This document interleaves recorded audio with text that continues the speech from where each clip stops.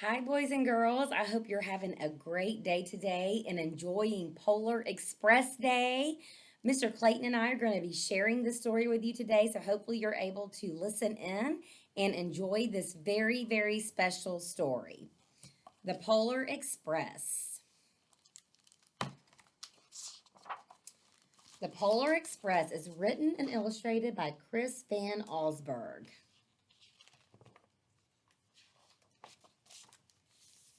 On Christmas Eve, many years ago, I lay quietly in my bed. I did not rustle the sheets. I breathed slowly and silently. I was listening for a sound a friend had told me I'd never hear the ringing bells of Santa's sleigh. There is no Santa, my friend had insisted, but I knew he was wrong. Late that night, I did hear sounds, though not of ringing bells. From outside came the sounds of hissing steam and squeaking metal.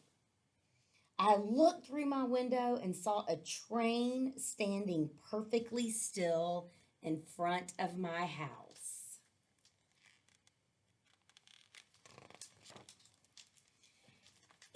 Sorry about that.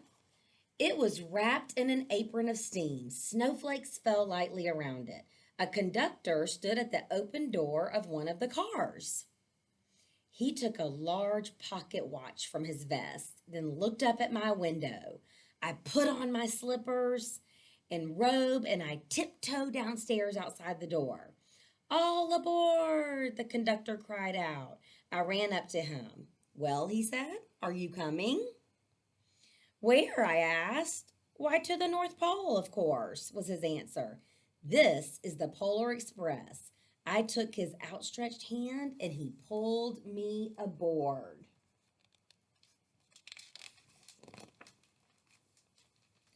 The train was filled with other children, all in their pajamas and nightgowns. We sang Christmas carols and ate candies with nougat centers as white as snow.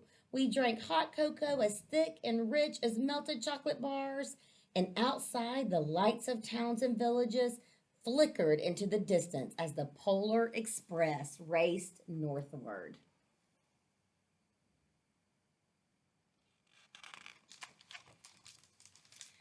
Soon there were no more lights to be seen. We traveled through cold, dark forests where lean wolves roamed and white tailed rabbits hid from our train as it thundered through the quiet wilderness.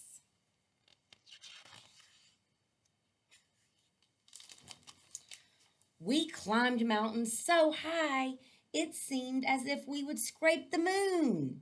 But the Polar Express never slowed down. Faster and faster we ran along, rolling over peaks and through valleys like a car on a roller coaster.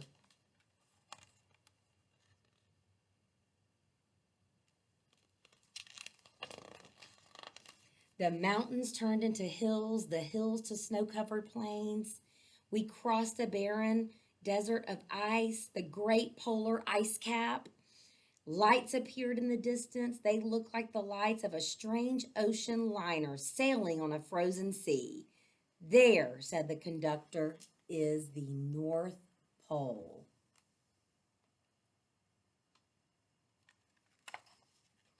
I wouldn't mind taking a ride on the Polar Express.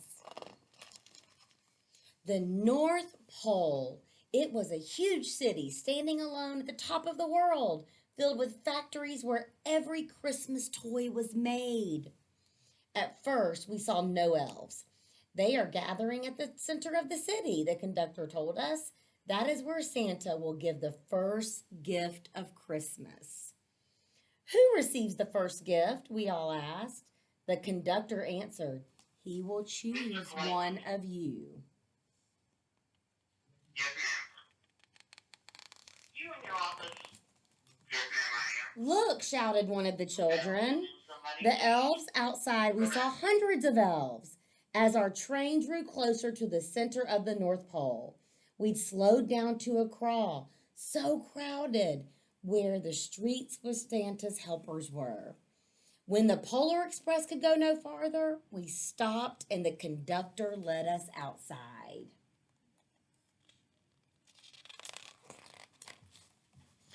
We pressed through the crowd to the edge of this large open circle. In front of us stood Santa's sleigh. The reindeer were excited. They pranced and paced, ringing the silver sleigh bells that hung from their harnesses. It was a magical sound, like nothing I'd ever heard. Across the circle, the elves moved apart and Santa Claus appeared. The elves cheered wildly. He marched over to us and pointed to me, saying, "Let's have this fellow here." He jumped into his sleigh. The conductor handed me up. I sat on Santa's knee and he asked me, "Now, what would you like for Christmas?"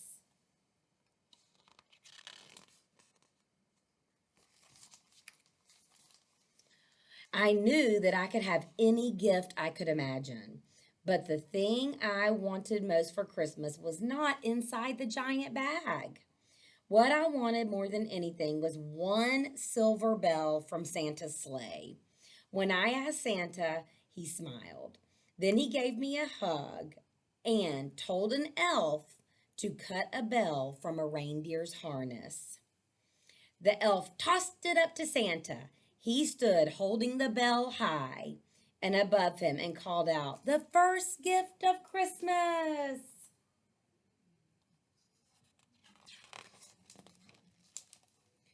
A clock struck midnight as the elves roared their approval.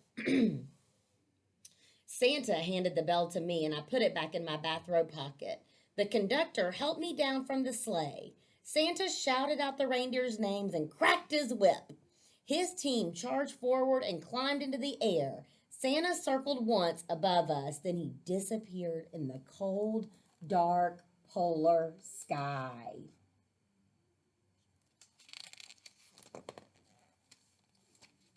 As soon as we were back inside the Polar Express, the other children asked to see the bell. I reached into my pocket, but the only thing I felt was a hole. Oh no. I had lost the silver bell from Santa Claus's sleigh. "Let's hurry outside and look for it," one of the other children said. But the train gave a sudden lurch and started moving. We were on the way home. It broke my heart to lose the bell. When the train reached my house, I sadly left the other children. I stood at my doorway and waved goodbye. The conductor said something from the moving train, but I couldn't hear him. "What?" I yelled out. He cupped his hands around his mouth. "Merry Christmas!" he shouted. The Polar Express let out a loud blast from its whistle and sped away.